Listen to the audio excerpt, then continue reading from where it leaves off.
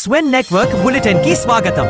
దేశంలో కరోనాతో 2 మృతి చెందగా దేశవ్యాప్తంగా 257 యాక్టివ్ కోవిడ్ కేసులు నమోదయ్యాయి. కేరళ అగ్రస్థానంలో ఉండగా తమిళనాడు 2వ స్థానంలో ఉంది. గాజాపై ఇజ్రాయిల్ దాడిలో 30 మంది మృతి చెందారు. ఖాన్ యూనిస్, జాబలియా, నుసైరాత్ ప్రాంతాలలో జరిగిన ఈ దాడిలో విపత్తు నివారణ అధికారి అస్రత్తో సహా కుటుంబ సభ్యులు మృతి చెందారు. తీవ్ర ద్రవ్యోల్బణం, విదేశీ మారక నిల్వ సంక్షోభం, భారమైన అప్పులతో పాకిస్తాన్ సతమతమవుతుంది. దీంతో నిరుద్యోగం, పేదరికం, ఉగ్రవాద దాడుల మధ్య ఆ దేశ పౌరులు నలిగిపోతున్నారు.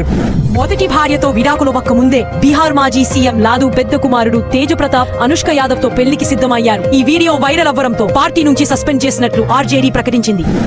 నటీనటులు, క్యారెక్టర్ ఆర్టిస్టులు లేకుండానే ఏఐ సాంకేతికతో లవ్ యూ అనే సినిమా కన్నడ భాషలో విడుదలై ప్రపంచంలోనే తొలి ఏఐ చిత్రంగా రికార్డు సృష్టించింది. హీరోయిన్లే కాకుండా మొత్తం 15 మంది ఏఐ క్యారెక్టర్లతో చిత్రాన్ని నిర్మించారు.